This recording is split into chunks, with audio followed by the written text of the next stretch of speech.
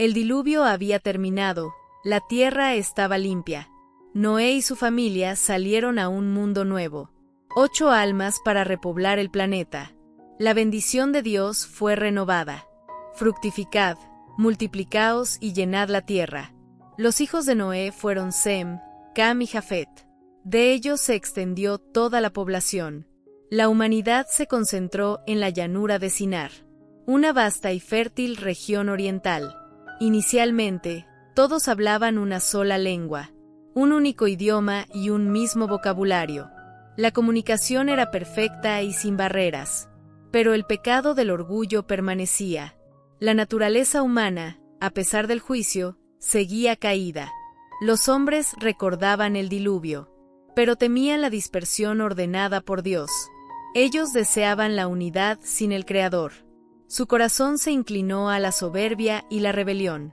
El líder de esta nueva generación fue Nimrod, nieto de Cam, un poderoso cazador. Nimrod fue el primer hombre poderoso en la tierra, un líder carismático y ambicioso, fundador de ciudades como Babel y Nínive. Su reino se extendía por la región de Sinar. Él lideró a la humanidad en un proyecto ambicioso, un plan para desafiar la autoridad divina. La humanidad se unió en un solo propósito. Construirían un monumento a su propia gloria, un símbolo de su permanencia y poder. La advertencia del diluvio fue ignorada. La obediencia al mandato de dispersión fue rechazada. La soberbia humana se manifestaba. La rebelión se gestaba en la llanura. El corazón de los hombres era desafiante, un intento de autosalvación. La unidad sin Dios es siempre peligrosa. La Torre de Babel sería su ídolo. El comienzo de un gran cisma. El juicio de Dios estaba cerca. La lección de humildad era necesaria. Los hombres se dijeron unos a otros: «Vamos, hagamos ladrillo y cozámoslo con fuego». Utilizaron materiales artificiales y duraderos. La piedra no era suficiente para su visión, y el ladrillo le sirvió en lugar de piedra. El asfalto le sirvió en lugar de mezcla. Un plan de ingeniería masiva. El proyecto avanzaba con rapidez y fervor. Luego se dijeron: «Vamos, edifiquemos una ciudad». La ciudad sería el centro de su poder. Y también una torre que llegue hasta el cielo. Una altura que desafiara cualquier diluvio futuro. Un símbolo de seguridad autocreada. Pero el verdadero objetivo era la fama. Y hagámonos un nombre. La búsqueda de la gloria propia, no la de Dios. La ambición era el motor de la construcción. Y el deseo de no ser esparcidos. Querían permanecer unidos en su rebelión, para no ser dispersados sobre la faz de toda la tierra. Una violación directa del mandato de Dios. La torre no era solo arquitectura. Era un acto de soberanía humana. Un desafío vertical al Creador. El trabajo avanzaba día y noche. Todos se entendían perfectamente. Un solo lenguaje facilitaba la obra. El cimiento de la torre era sólido. El humo del asfalto subía al cielo. La fama de Nimrod crecía entre ellos. El proyecto era impresionante, humanamente hablando, una demostración del poder colectivo, pero la intención era puramente egocéntrica. El Señor observó la ambición humana. Descendió para ver la ciudad y la torre. El Creador se acercó al sitio de la rebelión. Dios no necesitaba una torre para ser grande, pero el hombre sí la necesitaba para sentirse seguro. El peligro de esta unidad era claro: la consolidación de la maldad. Si continúan con una sola lengua, nada les hará desistir de lo que han planeado. El mal se extendería sin freno ni límites. Era necesaria una intervención divina, un acto que frustrara su arrogancia. La dispersión era la única solución. El juicio de la confusión se acercaba. Dios actuaría de forma inesperada. El fin de la unidad lingüística. El mundo estaba por cambiar para siempre. El Creador tomó la decisión justa. El juicio sería de separación y confusión. Descendamos, y confundamos allí su lengua, para que ninguno entienda el habla de su compañero. Una intervención directa y sobrenatural. De repente, el silencio fue reemplazado por el caos. Los constructores dejaron de entenderse. El que pedía ladrillo recibía asfalto. La comunicación se rompió por completo. El lenguaje se multiplicó en ese instante. Surgieron nuevos sonidos y fonemas. La gente miraba a sus compañeros con asombro. No podían comprender las palabras simples. El trabajo de la torre se detuvo inmediatamente. El entendimiento mutuo era imposible. La obra de la torre quedó inconclusa. La frustración se convirtió en ira y miedo. La unidad de propósito se desvaneció. Dios los esparció de allí sobre la faz de toda la tierra, forzados a separarse para poder vivir, buscando a aquellos que hablaban su nuevo idioma. Así se formaron los primeros grupos étnicos. La tierra se dividió por el lenguaje. Por eso el nombre de la ciudad fue llamado Babel, que significa confusión.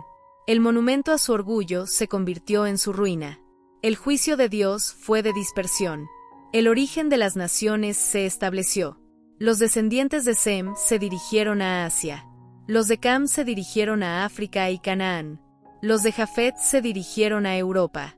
El mandato de llenar la tierra se cumplió, pero se cumplió a través del juicio. La diversidad de culturas y lenguas. Una lección de humildad recordada. El hombre no puede desafiar al Creador. El poder de Dios es infinito. La era de la dispersión había comenzado. El linaje de Sem llevaba la promesa, una línea que culminaría en un hombre especial. La confusión de Babel marcó un punto de inflexión. La historia de la humanidad tomó diferentes rumbos. El Génesis ahora se enfoca en el linaje de Sem, la línea de la promesa y de la fe, una genealogía esencial para el plan divino. El registro de los descendientes de Sem, desde Arfaxad hasta Taré. Los años de vida se acortaron drásticamente. La consecuencia del pecado seguía vigente. La longevidad de los primeros hombres terminó. La humanidad se alejaba del recuerdo del Edén. Taré fue el padre de Abraham, también de Nacor y de Harán. Harán fue el padre de Lot. La familia se estableció en Ur de los Caldeos, una ciudad próspera, pero llena de idolatría. El mundo se había olvidado del Dios verdadero, sumergido en la adoración de falsos dioses. La fe de Noé y Sem casi se extingue. Pero Dios tenía un plan de rescate. Él no abandonaría a la humanidad. Su fidelidad es eterna e inquebrantable. Dios elegiría a un solo hombre, para crear una nación de fe pura, un pueblo que le representara en la tierra. La historia se centraría en un llamado, un acto de gracia y soberanía. Taré tomó a su hijo Abraham, a Lot y a Sarai, y salieron de Ur para ir a la tierra de Canaán. Se detuvieron en Harán, donde murió Taré. El escenario estaba listo para la revelación. Abraham estaba en Harán, un hombre de 75 años, sin hijos y sin nación propia, pero con un corazón dispuesto a escuchar. Dios estaba a punto de intervenir. El destino de la humanidad cambiaría de nuevo. El pacto de la redención estaba por comenzar. Una promesa que cambiaría la historia. Dios se manifestó a Abraham. El llamado resonó con poder y propósito. Vete de tu tierra y de tu parentela, a la tierra que yo te mostraré. Una orden que exigía fe absoluta. Dejarlo todo por una promesa invisible. Dios prometió hacer de él una nación grande, y bendecirlo inmensamente. Y en él serían benditas todas las familias de la tierra. La promesa de la simiente mesiánica. Abraham creyó la palabra del Señor, y partió como el Señor le había dicho. El padre de la fe emprendió su viaje. ¿Cómo se desarrollaría este pacto? ¿Qué pruebas enfrentaría Abraham en esa tierra extraña? Descubre la historia del llamado de Abraham y el pacto de la tierra prometida en nuestro próximo video. El viaje a Canaán y las primeras pruebas. Da like y suscríbete ahora. Queremos que te unas a la travesía. Activa las notificaciones para la próxima historia. En el próximo video, la fe de Abraham en la prueba. La mentira en Egipto y la separación de Lot. El altar de la promesa. Un relato que define el inicio de Israel. Comparte esta épica narrativa. Nos vemos en la próxima parte. La verdad histórica te espera. Sigue atento al siguiente episodio. Que la historia te guíe. Gracias por ver. Hasta pronto.